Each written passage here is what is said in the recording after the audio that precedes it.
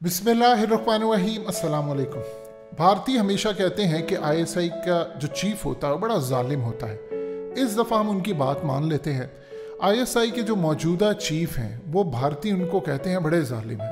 वो क्यों कहते हैं देखें ना। अब आईएसआई के चीफ सरप्राइजिंग विजिट पर पहुंच गए हैं काबुल, और काबुल की हुकूमत बनने से पहले जब वो काबुल पहुंचे हैं तो हकीकत टीवी चैनल पर आपको वीडियो बनाकर दी थी, पैगाम दिया है आपने सीआईए को, रॉ को और मोसाद को कि काबुल की चाबियां हैं हमारे पास, हम दरवाज़ा नहीं खोलेंगे तो तुम्हारी एंट्री नहीं हो सकती, तो एंट्री अगर होनी है तो थ्रू इस्लामाबाद हो सकती है, इसके अलावा तुम जा नहीं सकते। और फिर आईएसआई के चीफ जनरल फैज़ हमीद ने तो कमाल किया है, उन्होंने इंडिया को मज़ीद तपाया है। फिर चाय पी रहे हैं, टी इज़ फैंटास्टिक, यानी इंडिया के ज़ख्मों पर आपने कसम खा ली है कि आपने नमक छिड़कना है। अब ये नमक जब छिड़क रहा है तो चीखें कैसे निकल रही हैं, ये ज़रा आप क्लिप सुनिएगा और एंड तक आपने क्लिप सुनना है ताकि आपको मज़ा आएगा। उस बेचारी एंकर की ज़ुबान लड़खड़ा रही है, उसको समझ नहीं आ रही मैंने बोलना क्या है। जब वो खबर दे रही है आईएसआई के चीफ काबुल में है, हम तो पहले ही कहते थे ये रूपरेखा तय करेंगे, वहाँ जाकर मज़े की खबर है सुनने वाली, सुनेंगे तो मज़ा आएगा। बेचारे आईएसआई के चीफ पहले सरप्राइज देते हैं और साथ में टीज फैंटास्टिक भी करते हैं।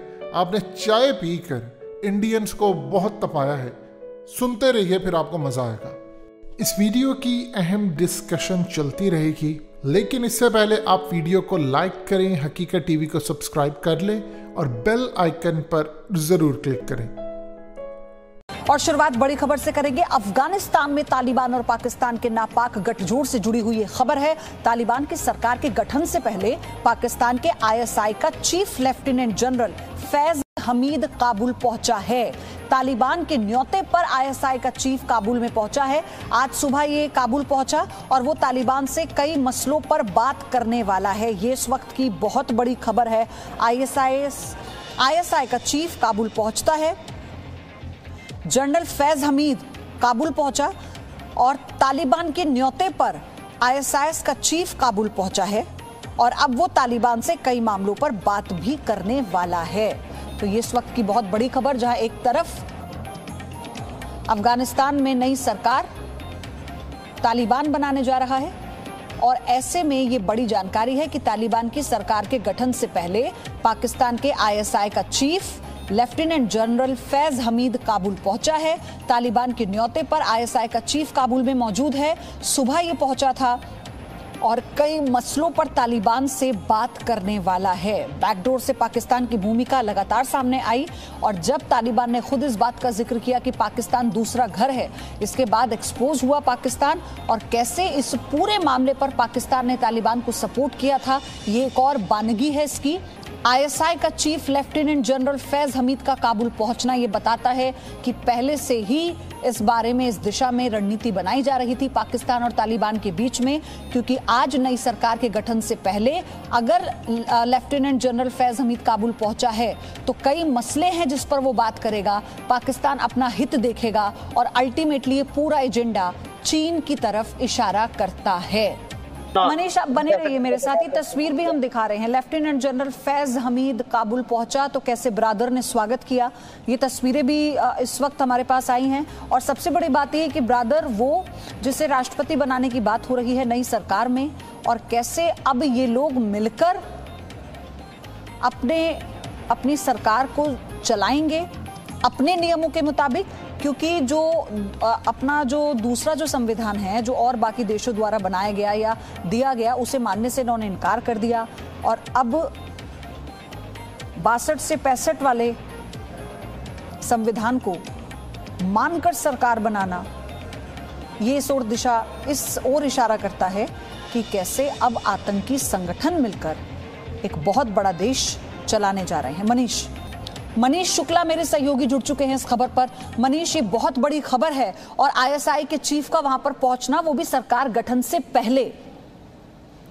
देखिए, अगर मैं अपने इंडियन इंटेलिजेंस एजेंसीज की बात करूं, सिक्योरिटी एजेंसीज की बात करूं, तो ये पहले से कहा जा रहा था कि तालिबान को मदद करने से लेकर के तालिबान को सरकार बनाने में पाकिस्तान का और उनके आईएसआई का बहुत बड़ा रोल है। और इसको लेकर के जो इंडियन सिक्योरिटी एजेंसीज हैं वो हैरान नहीं है, क्योंकि ये लगातार इस बात को कहा जा रहा था कि वहां पर पाकिस्तान का डायरेक्ट वहां दखलंदाजी है।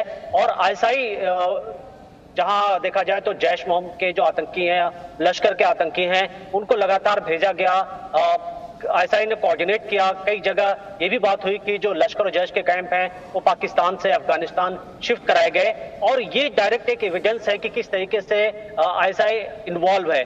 और यहाँ पर जो फैज का, यहाँ लेफ्टिनेंट जनरल फैज की विजिट है, जाहिर तौर पर ये बहुत ऐसे दौर में हो रही है जब तालिबान सरकार बना चुका है और उसके साथ बातचीत होगी कि किस तरीके से तालिबान को वो समझाएंगे, या तालिबान जो उनके सिक्योरिटी कंसर्न है, और कैसे चाइना हो या फिर जो दूसरे देश हैं, टर्की हैं, उनके साथ तालिबान की सरकार को किस तरीके से उनके साथ बैठक कराई जाए या जो रिलेशन है उसको मजबूत किया जाए, इसको लेकर के भी प्लानिंग होगी। यहाँ लगातार पहले भी इस बात की कोशिश थी कि अफगानिस्तान के अंदर जो भी भारत की इन्फ्लुएंस है उसको कैसे खत्म किया जाए, ये तो पहले से उन्होंने प्लानिंग रची थी। अब चूंकि तालिबान लगातार, हम ये भी देख रहे हैं कि चाहे कश्मीर का इशू हो या भारत के इंटरनल मैटर का मामला हो, तालिबान लगातार भारत के खिलाफ स्टेटमेंट भी दे रहा है। तो यही कोशिश हो रही है और ये विजिट जाहिर तौर पर दिखा रहा है कि किस तरीके से पाकिस्तान की एजेंसी और तालिबान एक दूसरे के साथ मिल करके अफगानिस्तान में जो सरकार है वो आगे की रूपरेखा तय करेंगे। अगर हम बैकडोर की बात करें मनीष, तो इसमें जितनी भी भूमिका है चीन को नजरअंदाज नहीं कर सकते। देखिए, चीन को उनको सिल्क रूट अफगानिस्तान का यूज करना है, उनको स्टेपिक बनाने हैं और इसके लिए जरूरी है कि तालिबान उनके साथ में रहे। और चूंकि तालिबान में काफी कंट्रोल आईएसआई का है, तो जाहिर तौर पर चाइना ये कोशिश करेगा कि आईएसआई के थ्रू तालिबान को राजी किया जाए, ज्यादा से ज्यादा इन्वेस्टमेंट हो, क्योंकि चीन को डर है कि अगर उन्होंने अफगानिस्तान में इन्वेस्टमेंट कर भी दिया और उनको अगर सेफ्टी नहीं मिली, अगर तालिबान के अटैक हुए या आईएसआई के अटैक हुए या बाकी हक्कानी या अलकायदा जैसे जो टेरर ग्रुप हैं, उन्होंने अगर इस तरीके का अटैक लॉन्च किया तो चीन के इन्वेस्टमेंट के या चीन के फ्यूचर पर काफी एक तरीके से खतरा होगा, उनके लिए बड़ी दिक्कत होगी। और इसी वजह से चाहे टर्की हो, देखिए टर्की को भी आप इग्नोर मत करिए, टर्की और चाइना काफी हद तक इंटरेस्टेड हैं, रशिया भी है, लेकिन कहीं ना कहीं चीन का ज्यादा इन्फ्लुएंस है। तो यही कोशिश करेंगे कि इनकी चले, चूंकि अमेरिका जा चुका है, अमेरिका का जो भी प्रभाव है या यूरोपियन देश का प्रभाव है उससे तालिबान से कहा जाए कि वो दूर रहे, और चाइना के गोदी में जिस तरह पाकिस्तान बैठा है उसी तरीके से तालिबान को बैठाया जाए। उनके जो प्रमुख लीडर्स हैं उनका मूवमेंट तालिबान में देखा गया, वो लोग माफ कीजिएगा अफगानिस्तान में देखा गया, और वो वहां पर खुले में लोगों से बातचीत कर रहे थे। तो फिर ये कितना बड़ा खतरा है? देखिए, हमने ये भी देखा कि जब तालिबान अफगानिस्तानी फोर्सेस के खिलाफ वो अटैक कर रहे थे तो 8000 से ज्यादा की संख्या में लश्कर और जैश के जो आतंकी हैं वो अफगानिस्तान की मूवमेंट देखी गई थी।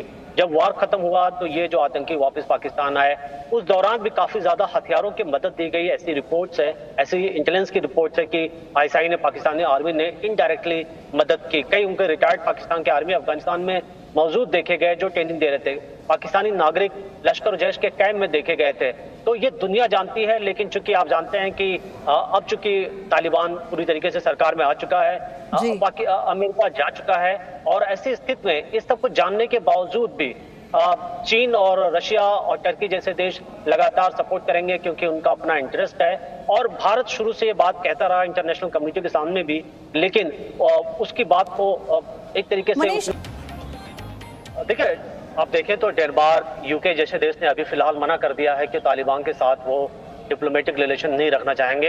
हाँ, उनके साथ काम करने को जरूर इंटरेस्टेड है, लेकिन उनका बयान आया है कि अभी सभी तालिबान की सरकार किस तरीके से काम करेगी वो देख रहे हैं। हमने देखा कि परसों भी किस तरीके से उनकी मिलिट्री परेड हुई, जिसमें सुसाइड बॉम्बर्स, फिदाइन हमलावर ये उनके परेड में शामिल किए गए। यानी तालिबान ही भले कहे कि वो पहले वाले तालिबान नहीं है, वो सिविलाइज्ड हो चुके हैं, लेकिन इतनी जल्दी कोई उसको भरोसा करने वाला नहीं है। इसलिए तालिबान को ये मालूम है कि अब चूंकि वो सत्ता में आ गए हैं, उनको साथ चाहिए, इन्वेस्टमेंट चाहिए, उनको पैसे चाहिए।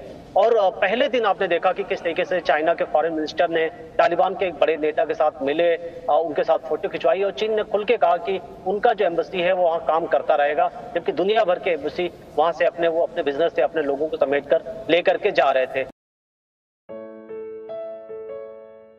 हकीकत टीवी को सब्सक्राइब करना मत भूलें, वीडियो को लाइक करें, शेयर करें और कमेंट सेक्शन में अपनी राय का इजहार जरूर करें।